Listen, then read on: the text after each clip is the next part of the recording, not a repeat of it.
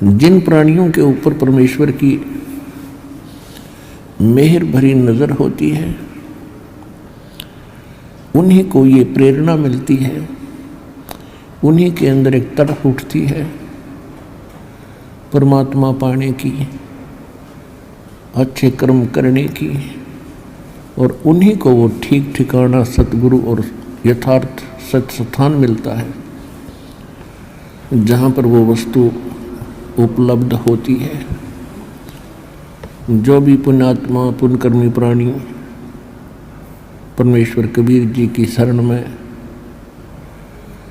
इस दास के माध्यम से आ रहे हैं, बहुत ही पुण्यकर्मी प्राणी हैं,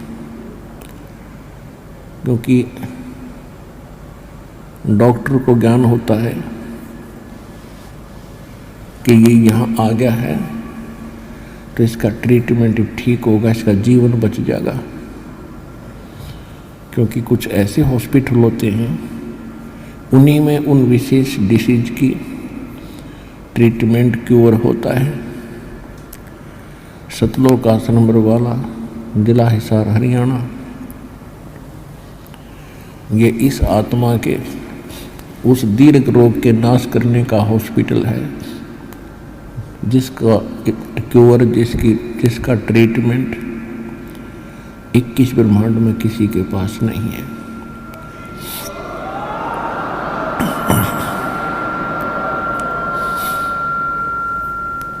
सेट करवाए ना।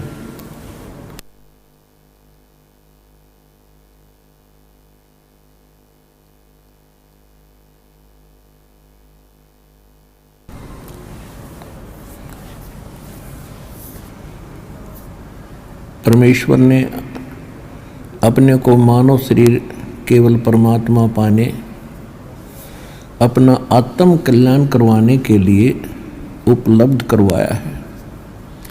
अन्यथा यहाँ का जो मालिक है, यहाँ का 21 ब्रह्मांड का जो स्वामी है, प्रभु है, ये काल है। और काल शब्द से आसानी से समझा जा सकता है कि उसकी क्रियाक्रम कैसे होते हैं काल के। और अब आप परमात्मा के ज्ञान से, परमात्मा के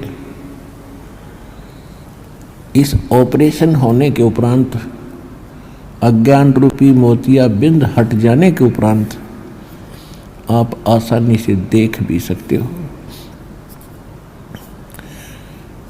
कि कौन प्राणी यहाँ कितना सुखी है और कितना दुखी है। यहाँ पर सुख नाम की चीज सौपन में भी नहीं है, लेकिन हमने हल्के दुख को सुख मान लिया। तो इस लोक में आप रह रहे हो, ये काल नहीं चाहता कि इनको भगवान की जानकारी हो, जहाँ ये सुखी थे, जहाँ पर ये पहले रहते थे, और इनको वो याद आ गई तो ये सभी भाग जाएंगे। और इसने आपको अपने स्वार्थवश रोक रखा है। तो उसने, अब आप देख रहे हो कि कौन जीव सुखी है। सौपन में भी सुख प्राणी को यहां पर नहीं है। और परमात्मा की एक विशेष कृपा है, वो ये चाहते हैं कि इनको मानव शरीर मिलेगा तो कभी ना कभी कोई दुख में, कोई सुख में मेरी खोज करेगा, और खोज करेगा तो उसको मिलता भी है भगवान। और खोज करने का तरीका ही गलत है तो फिर नहीं मिलता। अब आपको उस परमात्मा की पाने का प्रॉपर वे मिल गया, प्रॉपर रास्ता मिल गया है। तो उस परमात्मा ने स्वयं आकर ये मेहर की है और आपको मनुष्य जीवन इससे दिलवाया है। जैसे इसने वहां गलती की थी सतलोक में, किसने? इस काल ब्रह्म ने। और उस गलती के प्रतिफल में परमात्मा ने इसको एक श्राप दे दिया था। थोड़ा तेज कर।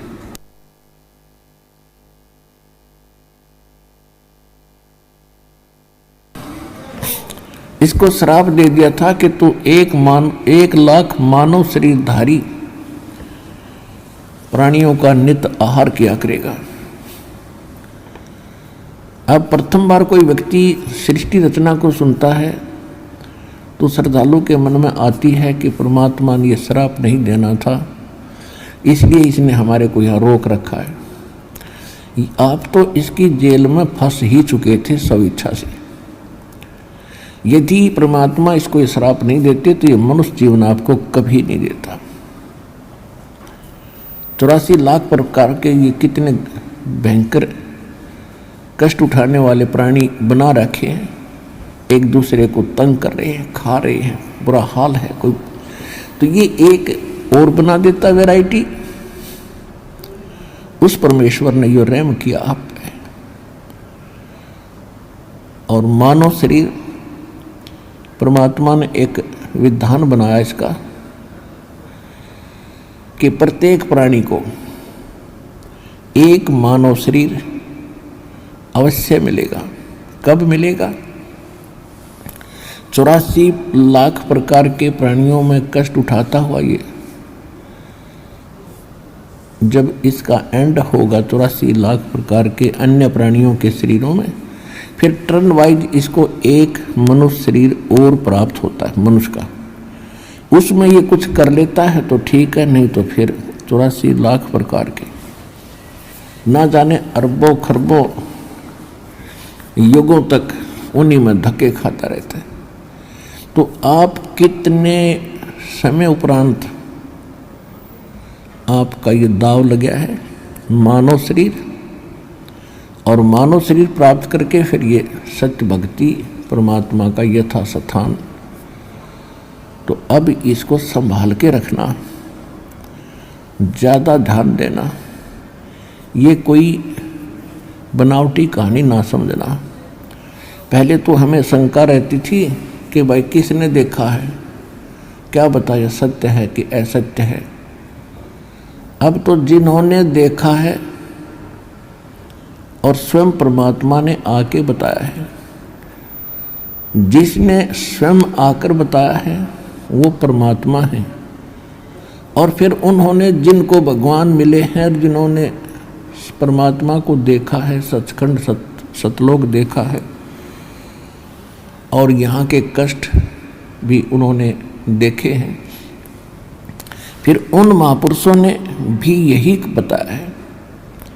तो अब ये शंका कति समाप्त हो जानी चाहिए बुद्धिमान व्यक्ति की कि किसने देखा है और आगे क्या होगा। तो जिन्होंने देखा है और जिसने सारी सृष्टि रची है, उन दोनों ने ही यही कहा जो दास आपको उनके अमृत वचन सुना रहा। तो अब ये तो कंटस्ट कति निश्चिंत हो जाना कि जो एक एक शब्द दास बोल रहा है ये सारे सत्य हैं, क्योंकि ये भगवान के बोले हुए और वो गलत नहीं हो सकते। अब इस पे भी कोई अमल नहीं करेगा तो दुर्भाग्य होगा उस प्राणी का जो मनुष्य जीवन पाकर नहीं रटे हरि नाम, और जैसे कुआं जल बिना फिर बनवाया क्या काम।